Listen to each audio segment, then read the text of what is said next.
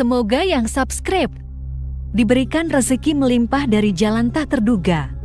Dan yang like komen, dimudahkan jalannya menuju surga di hari akhir nanti.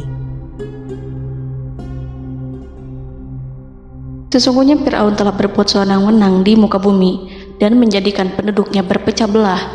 Dia bertindak semena-mena, lalim, melampaui batas, lebih mementingkan kehidupan dunia dan berpaling dari ketaatan Rob yang Maha Tinggi. Fir'aun memecah menjadi banyak sekali golongan dan kelompok dan menindas sebagian di antara mereka. Fir'aun menindas Bani Israel yang berasal dari keturunan Nabi Yakub. Saat itu, mereka adalah penduduk bumi terbaik. Mereka berada di bawah kuasa Raja Tiran yang zalim, yang memperbudak dan mempekerjakan mereka untuk pekerjaan-pekerjaan hina. Ada banyak faktor yang melatar belakangi perbuatan raja tersebut. Selain karena kebencian, ada juga faktor ramalan yang beredar pada saat itu. Bani Israel mengalami siksaan dan penyiksaan yang tak terkira. Nabi Musa diutus oleh Allah Subhanahu wa Ta'ala untuk membebaskan Bani Israel, dan telah berulang kali memperingatkan Fir'aun agar membebaskan kaumnya. Namun Fir'aun tetap bersikeras dan menolak. Suatu hari Allah Subhanahu wa Ta'ala memerintahkan Nabi Musa untuk kembali kepada Fir'aun dan menunjukkan mukjizat. Di sana Nabi Musa menunjukkan beberapa mukjizat, termasuk mengubah tongkatnya menjadi ular raksasa dan di tangannya mengeluarkan cahaya. Namun Fir'aun tetap ingkar, dan dari situlah awal mula kehancuran Fir'aun dan pengikutnya. Tentang bagaimana detail kisah lengkapnya serta kelanjutan nasib Fir'aun, dari mana awal mula keangkuhan Fir'aun sampai mengakui dirinya sebagai Tuhan, serta dari mana sumber kekayaan Fir'aun yang sampai penasihatnya saja Qorun bisa membangun istana megah, akan dibahas lengkap di sini. Namun sebelum saya melanjutkan kisahnya, dimohon kepada pemirsa untuk menonton video ini sampai selesai, supaya tidak ada kesalahpahaman dalam memahami isi cerita, serta mohon bantu channel ini semakin berkembang dengan cara subscribe dan berikan like serta komen positifnya. Semoga bantuan pemirsa sekalian menjadi amal jariah dan bernilai pahala di sisinya. Bismillahirrahmanirrahim. Fir'aun menguasai seluruh negeri. Seiring dengan makmurnya negeri Mesir, kekuasaan Fir'aun semakin hari semakin bertambah. Fir'aun berkuasa tanpa ada yang berani menentang, dan dia membuat keputusan sesuka hatinya. Bahkan dengan kesombongannya, dia sampai berani mengaku sebagai Tuhan. Gelar Fir'aun Raja Mesir kuno punya pengaruh besar yang diyakini sebagai seorang yang bertanggung jawab untuk melindungi dunia pada saat itu. Fir'aun bukanlah nama seseorang, melainkan sebutan dalam Al-Quran yang merujuk pada seorang Raja Mesir yang sombong, suka menindas, dan sering melampaui batas, yang hidup ketika Nabi Musa alaihi salam bayi sampai dirinya dibinasakan oleh Allah di Laut Merah. Fir'aun merupakan sebuah gelar bagi raja-raja Mesir yang muncul di era New Kingdom. Pendapat Syekh Abdurrahman As-Sadi mengatakan bahwa Fir'aun merupakan gelar yang diberikan kepada raja-raja Mesir, sebagaimana Raja Babil disebut Namrud, Raja Habasyah disebut An-Najasyi, Raja Yaman disebut Al-Qil, atau Raja Persia yang disebut Kisra, penguasa Roma yang dijuluki Kaisar. Sebutan Fir'aun dalam Al-Quran ini menjurus pada Raja Mesir yang hidup pada tahun 1527 sampai 1407 sebelum Masehi. Fir'aun dikhususkan untuk menyebut penguasa Mesir yang membangkang dan tidak beriman kepada Allah Subhanahu wa Ta'ala, sedangkan yang beriman kepadanya dikenal dengan nama Malik, yang saat itu hidup di zaman Nabi Yusuf alaihi salam. Sebagian ahli sejarah mengatakan bahwa penguasa Mesir pada masa Nabi Yusuf disebut Al-Malik atau Raja, tidak disebut Fir'aun, karena kedua penguasa ini berbeda asal daerahnya. Penguasa Mesir pada masa Nabi Yusuf berasal dari Mesir pesisir, sehingga mudah untuk menerima perubahan. Sedangkan Fir'aun pada masa Nabi Musa berasal dari pedalaman Mesir yang mempunyai watak dan karakter keras serta kolot. dan tidak mudah menerima orang-orang di luar kalangan mereka. Dari keterangan di atas, dipahami kenapa penguasa Raja Mesir pada masa Nabi Yusuf percaya kepada Nabi Yusuf dan mengikuti agama Nabi Yusuf yaitu Islam, kemudian diikuti oleh rakyatnya. Sebagian ahli sejarah menyamakan Fir'aun dengan Mas'ab ibnu Royan. Ada pula yang menyatakan bahwa Fir'aun anaknya Walid ibnu Mas'ab ibnu Royan dari salah satu kaum Ad. Para Fir'aun Mesir kuno memperoleh kekayaan dan membangun kerajaan mereka yang megah melalui berbagai sumber. Beberapa sumber utama kekayaan dan pembangunan kerajaan Fir'aun adalah sumber daya alam. Mesir kuno diberkati dengan sumber daya alam yang melimpah, termasuk emas, tembaga, dan batu mulia yang ditambang dari wilayah gurun dan lembah. Sungai Nil juga menyediakan tanah yang subur untuk pertanian yang menjadi dasar ekonomi Mesir kuno. Air yang sangat penting ini memungkinkan kota-kota tumbuh di tengah gurun. Lonjakan air dan nutrisi itu mengubah lembah Nil menjadi tanah pertanian yang produktif. Menurut Organisasi Pangan dan Pertanian PBB, petani Mesir kuno adalah salah satu kelompok pertama yang melakukan pertanian dalam skala besar, menanam tanaman makanan seperti gandum, serta tanaman industri seperti rami untuk membuat pakaian. Sungai Nil mengalir ke utara sejauh 4.160 mil dari timur tengah Afrika ke Laut Tengah, yang memberikan Mesir kuno tanah subur dan air untuk irigasi. Untuk memaksimalkan pemanfaatan air Sungai Nil, petani Mesir kuno mengembangkan sistem irigasi cekungan. Mereka membangun jaringan tanggul berbahan tanah untuk membentuk cekungan. Kemudian mereka menggali saluran untuk mengarahkan air banjir ke dalam cekungan, di mana air akan menggenang selama sebulan hingga tanah jenuh dan siap untuk ditanami. Selain itu, Sungai Nil dapat dimanfaatkan untuk mengangkut material proyek-proyek konstruksi. Untuk mendapatkan manfaat dari Sungai Nil, orang yang tinggal di tepi sungainya harus mencari cara mengatasi banjir tahunan sungai ini. Untuk memprediksi apakah mereka akan menghadapi banjir yang bisa mengakibatkan panen buruk, orang Mesir kuno membangun nilometer atau pilar batu dengan tanda menunjukkan tingkat air. Mereka mengembangkan keterampilan dan teknologi baru dari pertanian hingga pembuatan perahu dan kapal. Sungai Nil juga merupakan rute transportasi penting karena memainkan peran sentral dalam peradaban Mesir kuno. Orang Mesir menjadi ahli dalam membangun perahu dan kapal untuk mengangkut berbagai barang, termasuk ternak, sayuran, ikan, roti, dan kayu. Mesir kuno memiliki perdagangan yang berkembang dengan wilayah Afrika Timur dan Tengah serta Mediterania Timur. Perdagangan ini tidak hanya mencakup barang-barang mewah, tetapi juga bahan pangan dan bahan baku. Fir'aun juga memiliki semua tanah di Mesir dan mengumpulkan pajak dari rakyatnya. Raja Fir'aun juga memperlakukan rakyat dengan kejam tanpa belas kasihan. Ia memeras pajak yang tinggi dan menjadikan kaum Bani Israel sebagai budak kerajaan. Mereka juga menerima upeti dari negara-negara yang dikalahkan atau ingin menjaga hubungan baik dengan Mesir. Bahkan Fir'aun juga memiliki proyek konstruksi untuk membangun struktur megah seperti piramida, kuil, dan monumen yang tidak hanya menunjukkan kekuasaan dan kekayaan mereka, tetapi juga berfungsi sebagai pusat administrasi dan agama. Proyek-proyek ini seringkali menggunakan tenaga kerja dari rakyat yang bekerja selama musim banjir. Kekayaan dan kerajaan megah Fir'aun merupakan hasil dari pengelolaan sumber daya yang efisien, eksploitasi sumber daya alam, dan kebijakan ekonomi yang cerdas. Ini semua mencerminkan kemajuan teknologi, organisasi sosial, dan kekuatan politik Mesir kuno. Kekayaan para Fir'aun Mesir kuno memang sangat luar biasa dan telah menjadi topik penelitian dan kekaguman selama berabad-abad. Fir'aun juga dikenal karena kehidupan mewah mereka.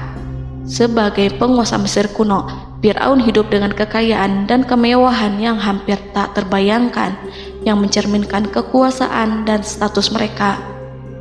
Mereka menghiasi diri mereka dengan aksesoris yang rumit dan gemerlap, serta mengenakan simbol otoritas dan kekuasaan tradisional. Dan Allah memberikan kepada Fir'aun berupa istidratuhul afiyah, yakni hidup sekian lama tanpa pernah merasakan sakit. Allah Subhanahu wa Ta'ala mengaruniai Fir'aun untuk bisa hidup selama 400 tahun tanpa sakit. Tentu, hal tersebut sudah menjadi kehendak Allah Subhanahu wa Ta'ala, maka tidak ada satupun manusia yang bisa menghalangi, bahkan bagi seorang Fir'aun sekalipun yang terkenal dengan kezalimannya. Namun dengan karunia-Nya yang diberikan Allah tersebut bukannya menjadikan Fir'aun sebagai manusia yang bersyukur, tetapi malah membangkitkan kesombongan dan kesesataannya. Dan puncak kesombongan Fir'aun juga dicatat Al-Quran sebagai penguasa tangan besi dan manusia yang pernah mengaku Tuhan. Aku adalah Tuhan kalian yang maha tinggi. Quran Surat An-Najiat ayat 24. Fir'aun hidup selama 446 tahun. Selama hidupnya, Fir'aun memiliki tubuh yang sehat dan bugar tanpa pernah mengalami sakit, meski hanya berupa pusing atau flu sekalipun. Fir'aun bahkan tidak pernah merasakan kelelahan. Fir'aun tidak pernah merasakan perihnya lapar, kerongkongannya tidak pernah tersentuh panasnya dahaga. Seandainya dalam semalam saja Fir'aun dilanda sakit berupa pusing atau demam, maka ia akan sibuk untuk mengurus dirinya sendiri dan tidak berpikiran untuk mengaku bahwa ia adalah Tuhan. Hal ini pun dijelaskan dalam kitab Ihya Ulumuddin Al-Qut Al-Qulub oleh Imam Al-Ghazali. Sesungguhnya yang menyebabkan Fir'aun sampai berani mengatakan, "Aku adalah Tuhan kalian yang maha tinggi." Hal ini disebabkan karena ia mengalami masa sehat dalam hidupnya yang begitu lama. Kekejaman Raja Fir'aun diikuti dengan kesombongannya. Ia enggan bersyukur atas kemakmuran yang dianugerahkan Allah Subhanahu wa Ta'ala. Ia justru menjadikan negeri Mesir penuh dengan kemusyrikan. Sungguh, dia Fir'aun termasuk orang-orang yang berbuat kerusakan, dan kami hendak memberi karunia kepada orang-orang tertindas di bumi, dan hendak menjadikan mereka pemimpin dan menjadikan mereka orang-orang yang mewarisi bumi. Dan kami teguhkan kedudukan mereka di bumi, dan kami perlihatkan kepada Fir'aun dan Haman bersama bala tentaranya apa yang selalu mereka takutkan dari mereka. Surat Al-Qasas ayat 1-6. Haman yang merupakan penasihat dan sekaligus pelaksana proyek pembangunan menara untuk Fir'aun yang ikut berkontribusi dalam kesesatan Fir'aun, dan dia juga yang menjadi aktor utama atas kezaliman Fir'aun yang nantinya memberikan nasihat kepada Fir'aun dan mendorongnya untuk menolak ajaran Nabi Musa alaihi salam. Faktor yang mendorong Fir'aun melakukan tindakan keji ini adalah Bani Israel yang mempelajari suatu hal yang mereka riwayatkan dari Ibrahim, bahwa suatu saat nanti akan lahir seorang anak Bani Israel yang akan menghancurkan kekuasaan Raja Mesir. Berita gembira ini terjadi saat insiden antara Sarah, istri Nabi Ibrahim alaihissalam, dengan Raja Mesir yang saat itu berniat jahat terhadap Sarah. Namun Allah menjaganya. Berita gembira ini santer terdengar di antara Bani Israel. Kaum Kipti juga membicarakan berita ini, hingga sampailah juga ke telinga Fir'aun. Sebagian amir dan orang-orang dekat Fir'aun menyampaikan hal itu kepadanya saat tengah berbincang pada malam hari. Waktu itu Fir'aun langsung menginstruksikan untuk membunuh seluruh anak laki-laki Bani Israel untuk mengantisipasi kelahiran anak yang dimaksud.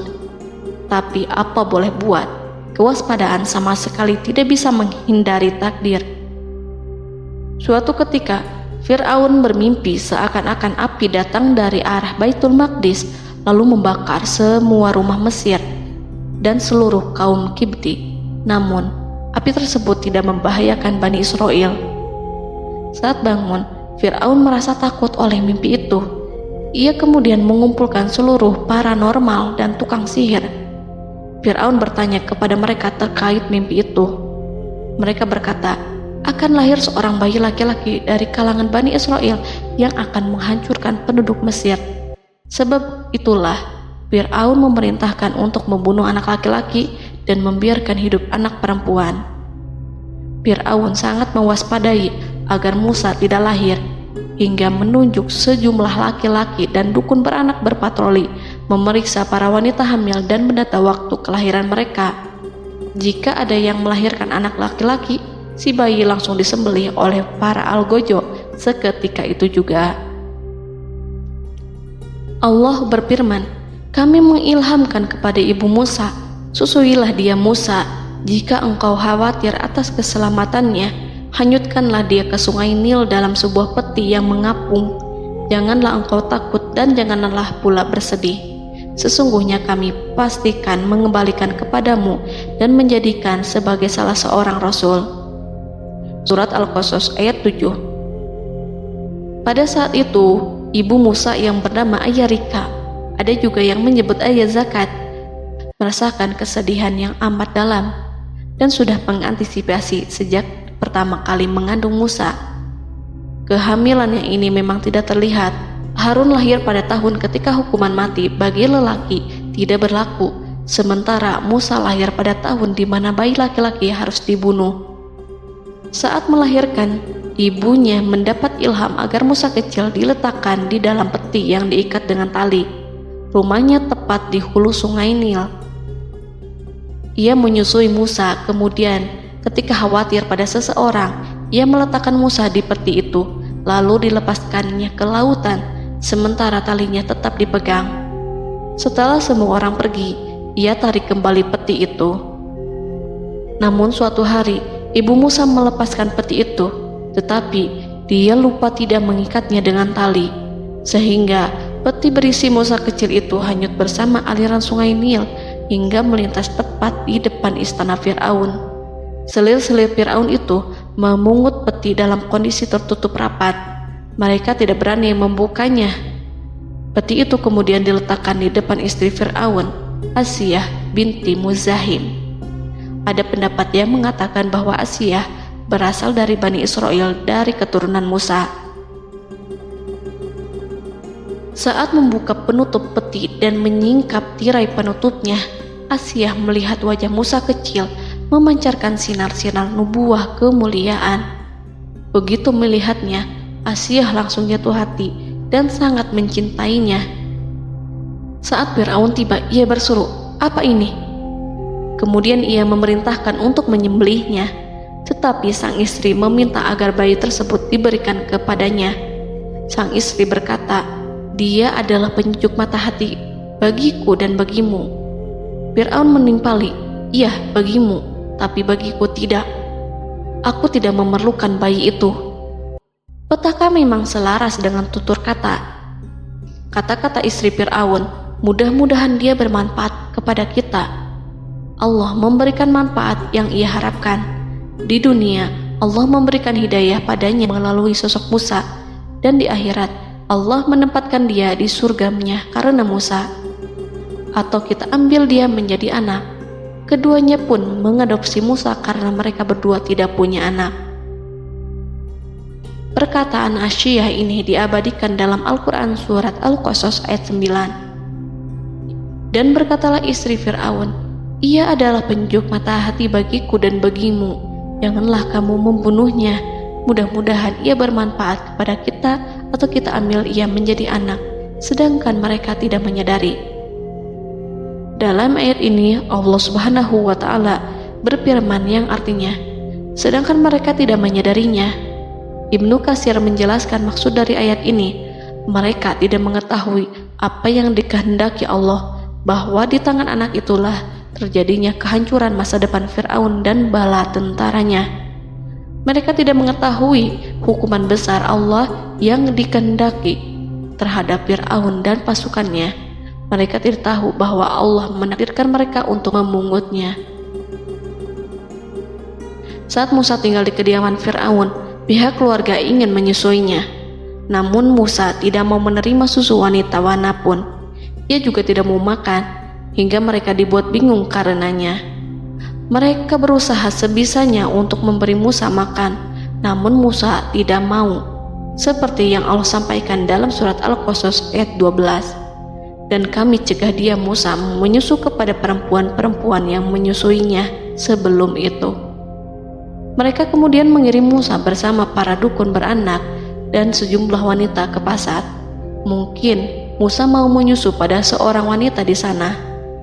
Saat semua orang berdiri di hadapan Musa, saudari Musa melihatnya. Ia tak memperlihatkan sikap seakan-akan mengenal bayi yang sebenarnya adalah adiknya. Mereka kemudian pergi bersama saudari Musa itu ke kediaman Musa. Musa kecil kemudian digendong ibunya untuk menyusui bayi itu. Bayi yang tidak lain adalah anaknya sendiri, langsung menyusu dengan lahap. Melihat hal itu, mereka merasa sangat puas dan gembira. Mereka pun melaporkan peristiwa yang sangat menggembirakan itu kepada Asia. Asia meminta agar perempuan yang tidak lain adalah ibunya Musa itu untuk menetap bersamanya dan memohon kebaikan serta kesediaannya. Namun, perempuan itu menolaknya seraya berkata, "Sesungguhnya aku mempunyai suami dan anak-anak yang tidak bisa aku tinggalkan. Akan tetapi, aku siap melakukan jika bayi itu dibawa kepadaku ke rumahku." Akhirnya Asia mengutus ajudan kerajaan untuk menyerahkan bayi itu kepada ibunya Musa untuk disusui secara rutin. Asia kemudian memberikan berbagai macam fasilitas kepada ibu Musa berupa biaya nafkah sehari-hari, pakaian-pakaian bagus, dan beberapa hadiah istimewa yang lainnya sebagai kompensasi upah menyusui bayi itu. Akhirnya Musa kecil kembali ke pangkuan ibunya dan berada di bawah asuhannya. Allah telah menyatukan kembali bayi yang bernama Musa itu dengan ibunya sendiri. Fir'aun tidak akan menyangka jika Allah telah mempersiapkan sesuatu yang besar lewat kehadiran Musa kecil di kerajaannya. Sang Raja bengis lagi terpedaya oleh banyaknya pasukan yang dimiliki, kekuasaan, dan luasnya kerajaan yang maha agung yang tak terkalahkan dan takdirnya tak bisa ditentang. Allah telah memutuskan bahwa bayi itu yang dia dan pengikutnya waspadai keberadaannya itu hingga dengan bengis membunuh banyak sekali nyawa yang tak terhitung jumlahnya. Padahal anak tersebut justru tumbuh dewasa di kediamannya, di atas kasurnya, memakan makanannya, dan meminum yang ada di rumahnya. Fir'aun sendiri justru mengadopsi dan merawat serta mengasuhnya tanpa menyadari rahasia besar di balik itu. Anak itu yang membuatnya binasa di dunia dan akhirat karena menentang kebenaran yang nyata yang ia sampaikan kepadanya. Nabi Musa tumbuh dan hidup sebagai salah seorang dari keluarga kerajaan hingga mencapai usia dewasanya, di mana ia memperoleh asuhan dan pendidikan sesuai dengan tradisi istana. Allah Subhanahu wa Ta'ala mengaruniakannya hikmah dan pengetahuan sebagai persiapan tugas kenabian dan risalah yang diwahyukan kepadanya. Musa tumbuh menjadi seorang pemuda yang mempunyai fisik dan akhlak yang kuat. Allah anugerahkan kepada Musa kesempurnaan tubuh dan kekuatan jasmani. Musa juga menyadari bahwa dia hanyalah anak angkat, tidak setetes pun darah Fir'aun mengalir padanya, dan bahwa ia keturunan Bani Israel yang ditindas dan diperlakukan sewenang-wenang oleh Fir'aun dan kaumnya. Maka dia berjanji kepada dirinya sendiri akan menjadi pembela bagi kaum-kaum yang lemah yang tertindas. Kekuatan fisik Nabi Musa memang tidak bisa diragukan. Itu terbukti pada saat Nabi Musa mampu mengangkat batu penutup sumur seorang diri, padahal batu itu hanya bisa diangkat oleh 10 orang laki-laki. Peristiwa kedua saat perkelahian antara Bani Israel dan orang Kipti atau kaumnya Fir'aun, suku asli Mesir. Saat orang Israel meminta pertolongan kepada Musa untuk mengalahkan orang Kipti, Musa menghampiri orang Kipti tersebut. Dengan tangan terkepal, Musa meninju orang Kipti dan matilah musuhnya itu. Orang Kipti hanya mati karena pukulan itu. Musa tidak sengaja dan tidak bermaksud untuk membunuh orang Kipti. Musa hanya berniat membuatnya jera. Dan karena peristiwa itulah Nabi Musa pergi meninggalkan Mesir karena Musa takut terhadap Fir'aun dan tentaranya yang akan membunuhnya. Karena jika mereka tahu bahwa Musa membunuh orang Kipti demi membela salah seorang Bani Israel, akan membuat Fir'aun dan pengikutnya mencurigai bahwa Musa memang berasal dari Bani Israel, dan pada akhirnya akan memicu sebuah permasalahan besar. Dan pada waktu yang sudah ditentukan oleh Allah, sekitar 10 tahun Nabi Musa meninggalkan Mesir. Pada akhirnya Allah mengamanahkan dia sebagai seorang Rasul. Allah anugerahkan kepadanya hikmah kenabian dan pengetahuan di usia 40 tahun. Allah perintahkan Musa kembali ke Mesir untuk menghadapi Fir'aun dan mengajak dia mengakui Tuhan semesta alam. Tugas ini penuh dengan bahaya, mungkin bisa membuat Musa kehilangan nyawa, tetapi menuruti perintah Allah itu mutlak baginya. Ditemani oleh saudaranya Harun untuk membantunya membenarkan perkataannya. Lidah Musa cedal karena bara api yang pernah diletakkan di lidahnya saat Fir'aun hendak menguji akalnya setelah menarik jingat Fir'aun hingga berdarah. Fir'aun bermaksud untuk membunuhnya. Asia mengkhawatirkan Musa lalu berkata, dia masih kecil. Fir'aun kemudian menguji Musa dengan meletakkan buah dan bara api di hadapannya. Musa kecil hendak bermaksud meraih buah-buahan, tetapi tangannya dialihkan oleh malaikat. Lalu Musa mengambil bara api dan ia letakkan di lidahnya. Lidahnya cedal karena bara api ini. Musa meminta kepada Allah agar kekakuan yang ada di lidahnya dihilangkan sebagian, sebatas agar kata-katanya bisa dipahami, dan tidak meminta untuk dihilangkan secara total, karena para rasul hanya meminta sebatas yang diperlukan. Pergilah kamu kepada Fir'aun, karena dia benar-benar telah melampaui batas, maka berbicaralah kamu berdua kepadanya dengan kata-kata yang lemah lembut. Mudah-mudahan dia sadar atau takut. Quran Surat Toha ayat 42-43. Ini merupakan sifat santun dan kasih sayang serta rahmat Allah terhadap makhluknya, meski Allah mengetahui kekafiran dan kesewenang-wenangan dan kesombongan Fir'aun. Bersama Harun, Musa mendatangi Fir'aun setelah menemui beberapa rintangan yang lazim ketika akan menemui raja pada waktu itu. Pertemuan Musa dan Harun juga dihadiri oleh beberapa anggota pemerintahan dan penasihat. Bertanyalah Fir'aun kepada mereka berdua, siapakah kalian berdua ini? Musa menjawab, kami Musa dan Harun adalah pesuruh Allah agar kamu membebaskan Bani Israel dari perbudakan dan penindasanmu, dan menyerahkan mereka kepada kami agar mereka menyembah kepada Allah dengan leluasa dan menghindari siksaanmu. Fir'aun segera mengenal Musa dan berkata kepadanya, bukankah engkau Musa yang sudah kami asuh sejak bayimu dan kami asuh dalam istana sampai usia remajamu dan mendapat pendidikan serta pengajaran yang menjadikan engkau pandai? Dan bukankah engkau yang melakukan pembunuhan terhadap diri daripada seorang dari golongan kami? Sudahkah engkau lupa terhadap itu semua dan tak ingat akan jasa kami kepadamu? Musa menjawab, bahwasannya engkau telah mengurus aku sejak kecil.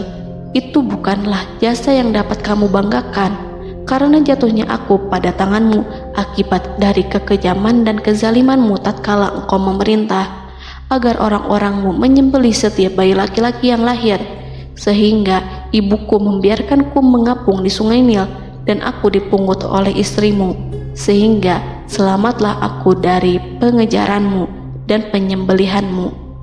Dan kebaikan yang engkau sebutkan itu sebanding dengan perlakuanmu terhadap sebuah suku bangsa besar, yaitu Bani Israel secara keseluruhan, karena engkau telah menindas dan menjadikan mereka budak-budak untuk melayanimu. Dan mengenai pembunuhan itu merupakan kehilafanku, lalu aku lari darimu karena aku takut kepadamu.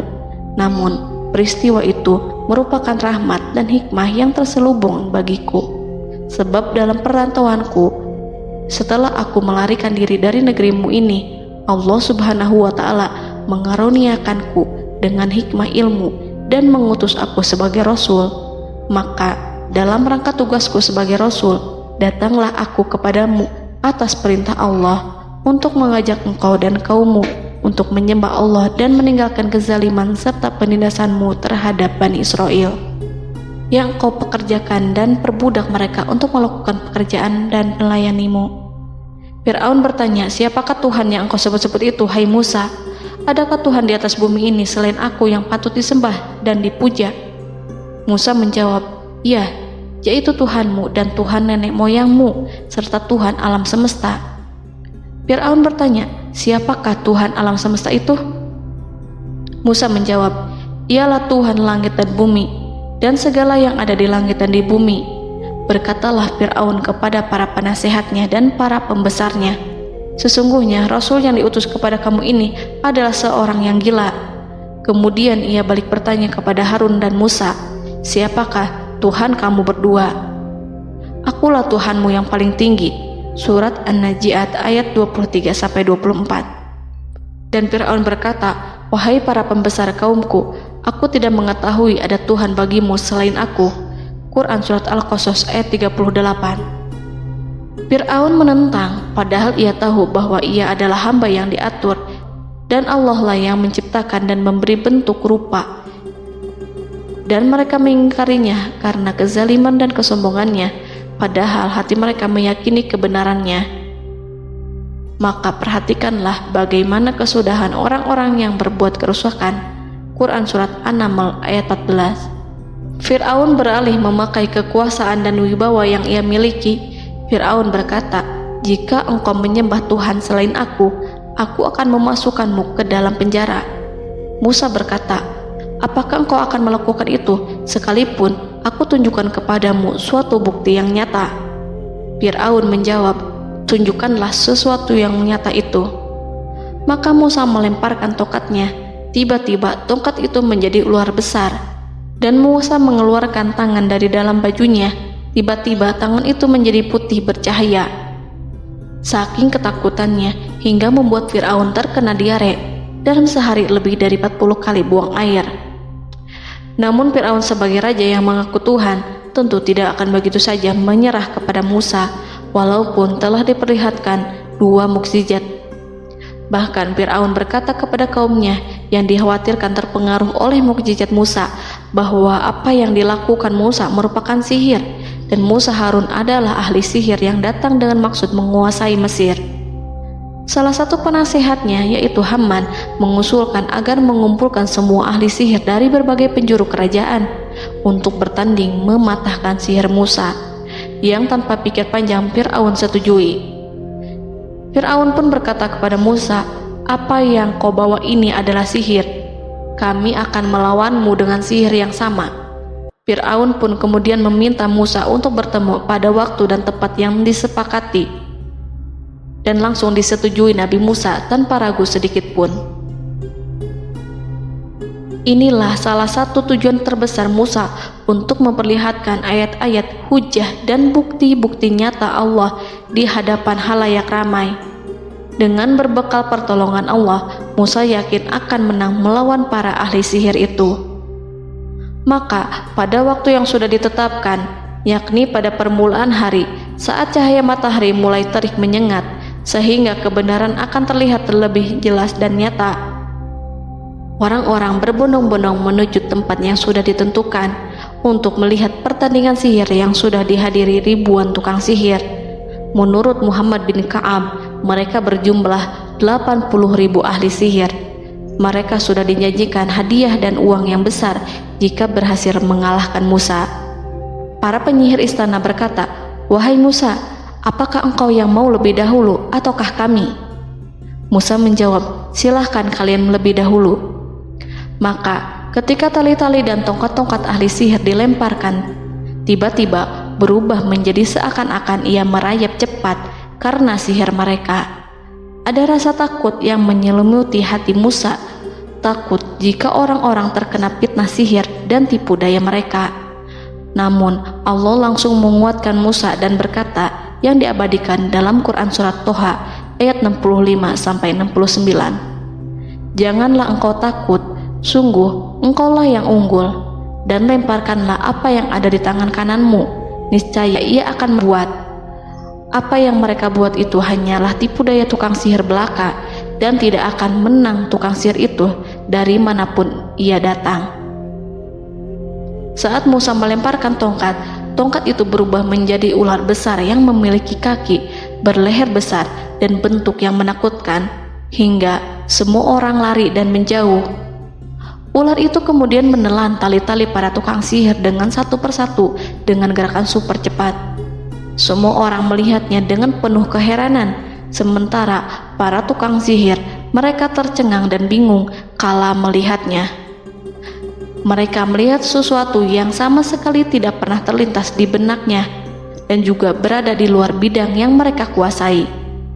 Saat itulah mereka tahu pasti bahwa yang mereka lihat itu bukanlah sihir, sulap, khayalan ilusi ataupun kebohongan semata, tetapi sebuah kebenaran yang hanya bisa dilakukan oleh Yang Maha Benar, yang mengutus mukjizat tersebut dengan benar. Allah menyingkap tabir kelalaian dari hati mereka, menyinarinya dengan petunjuk yang Ia ciptakan, dan menyingkirkan gumpalan keras di hatinya. Mereka segera bertaubat dan tunduk sujud kepadanya.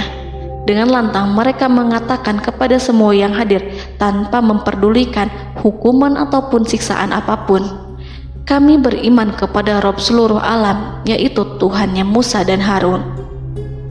Fir'aun yang congkak dan sombong tentu sangat marah dengan apa yang disaksikannya itu. Ketika melihat ahli-ahli sihirnya begitu cepat menyerah dan mengakui kekalahan kepada Musa, bahkan menyatakan beriman kepada Tuhan Musa dan Harun. Tindakan itu dianggapnya sebagai pelanggaran terhadap kekuasaannya dan penentangan terhadap ketuhanannya, dan merupakan tamparan bagi kewibawaannya. Fir'aun berkata kepada mereka, "Apakah kalian telah beriman kepada Musa sebelum aku memberi izin? Kenapa kalian tidak terlebih dahulu bermusyawarah kepadaku sebelum melakukan tindakan keji di hadapan rakyatku ini? Dia itu pemimpinmu yang mengajarkanmu sihir, dan bukankah ini adalah persengkongkolanmu terhadapku? Musa dapat mengalahkan kamu sebab ia mungkin merupakan guru dan pembesar yang mengajari sihir kepadamu, dan kamu telah mengaturnya, dan sandiwaramu ini tak akan kubiarkan. Akan kupotong tangan dan kakimu secara bersilang, dan sungguh aku akan salib kamu pada pangkal pohon kurma sebagai balasan dan hukuman atas pengkhianatanmu ini." Walaupun melihat langsung kebenarannya, Fir'aun tetap tidak percaya. Dia tidak suka keyakinan para penyihir terhadap Musa.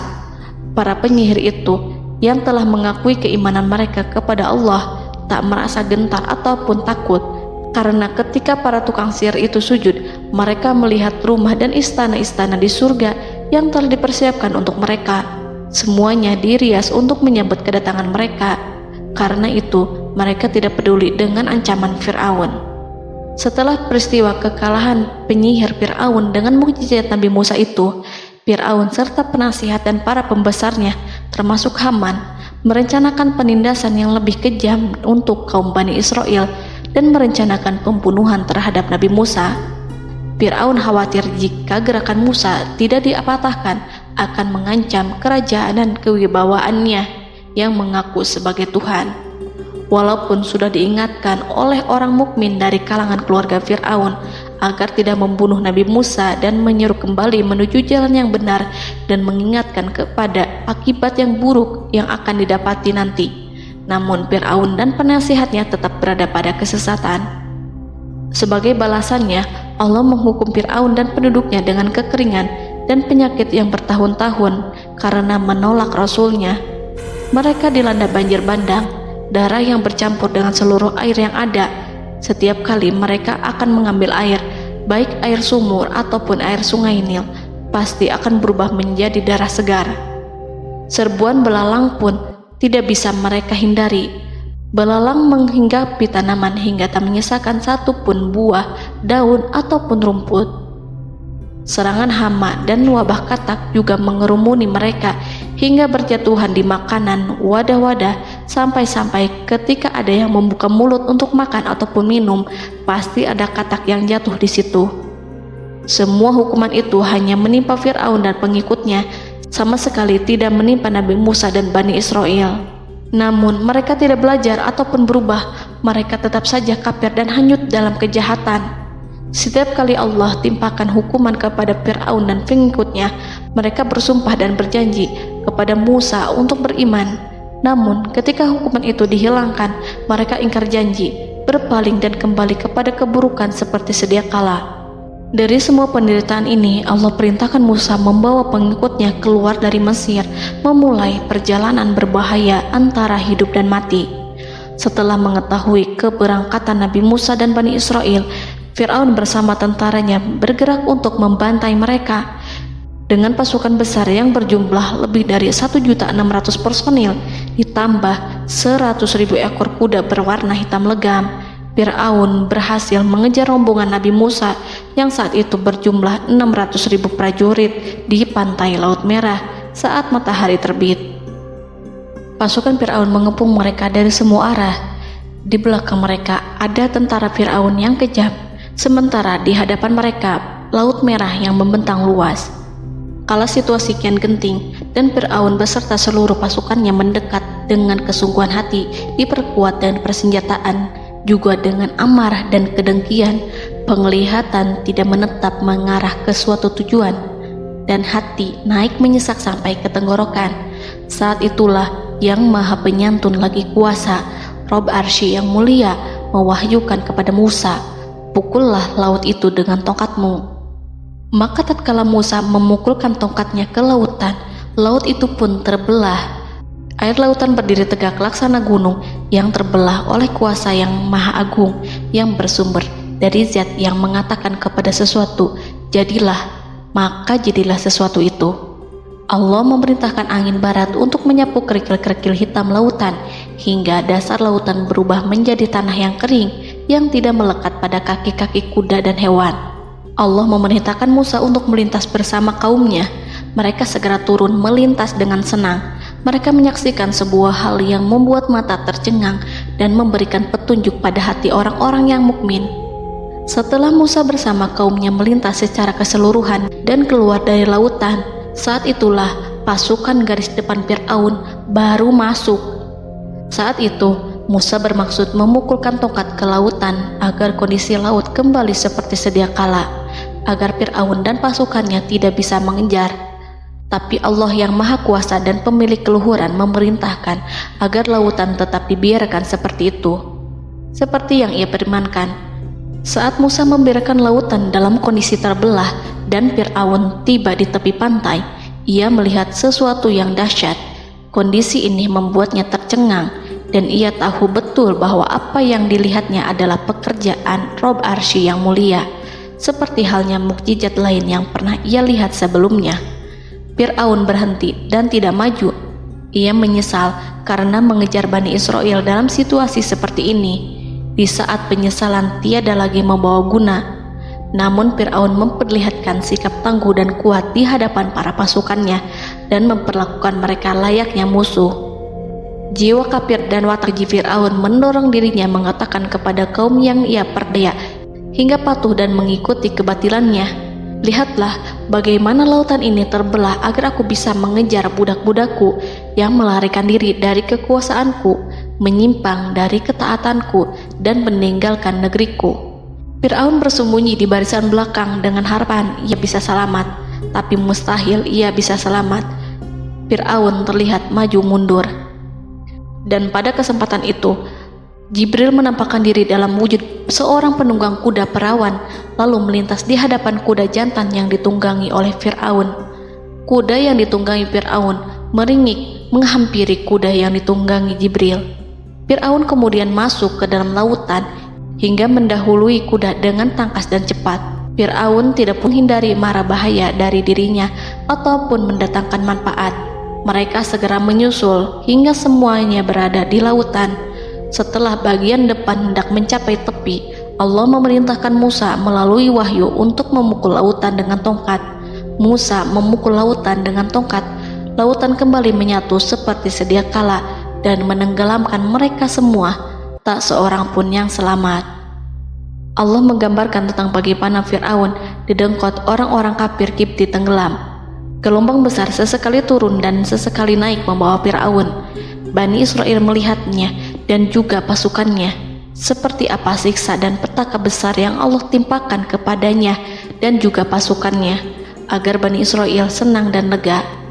Saat Fir'aun menyaksikan kematian dan mulai sakarat, ia kembali kepada jalan kebenaran dan bertaubat, serta beriman pada saat keimanan tiada lagi membawa guna. Seperti yang Allah sampaikan dalam ayat yang lain, sesungguhnya orang-orang yang dipastikan mendapat ketetapan Rabb-Mu tidaklah akan beriman meskipun mereka mendapat tanda-tanda kebesaran Allah hingga mereka menyaksikan azab yang pedih. Quran Surat Yunus ayat 96-97. Seperti itulah Musa mendoakan keburukan pada Fir'aun dan golongannya agar harta benda mereka dibinasakan, hati mereka diikat sehingga mereka tidak akan beriman hingga melihat siksaan yang pedih, yaitu ketika keimanan tidak ada lagi membawa guna bagi mereka, sekaligus sebagai penyesalan bagi mereka. Allah berfirman kepada Musa dan Harun saat keduanya mengucapkan doa tersebut, sungguh telah diperkenankan permohonan kamu berdua. Quran Surat Yunus ayat 89. Siksaan yang ditimpakan kepada Fir'aun dan pasukannya ini merupakan jawaban atas doa Musa dan saudaranya Harun. Dalam hadis riwayat Imam Ahmad, Rasulullah Shallallahu Alaihi Wasallam bersabda, saat Fir'aun berkata, "Aku percaya bahwa tidak ada Tuhan melainkan Rabb yang dipercaya Bani Israel," Jibril berkata kepadaku, "Wahai Muhammad, andai kau melihatku saat mengambil pasir lautan, lalu aku sumpalkan ke mulutnya karena khawatir jika rahmat menghampirinya." Ibnu Abbas dan lainnya mengatakan, sebagian Bani Israel meragukan kematian Fir'aun, bahkan ada yang menyatakan bahwa Fir'aun tidak mati. Allah kemudian memerintahkan lautan untuk mengapungkan jasad Fir'aun. Menurut pendapat lain, Fir'aun terangkat ke permukaan air. Ibnu Abbas dan lainnya mengatakan, sebagian Bani Israel meragukan kematian Fir'aun, bahkan ada yang menyatakan bahwa Fir'aun tidak mati. Allah kemudian memerintahkan lautan untuk mengapungkan jasad Fir'aun. Maka pada hari ini kami selamatkan jasadmu, yaitu dengan mengenakan baju perang yang dengannya kau dikenali, agar engkau dapat menjadi pelajaran bagi orang-orang yang datang setelahmu, yaitu agar kau menjadi bukti bagi Bani Israel atas kekuasaan Allah yang membinasakan Fir'aun. Karena itu, sebagian salaf membaca, kemungkinan yang dimaksud adalah kami menyelamatkan jasadmu beserta baju perangmu agar kau menjadi pelajaran bagi orang-orang setelahmu dari kalangan Bani Israel, dan mereka tahu bahwa kau telah binasa. Wallahu a'lam.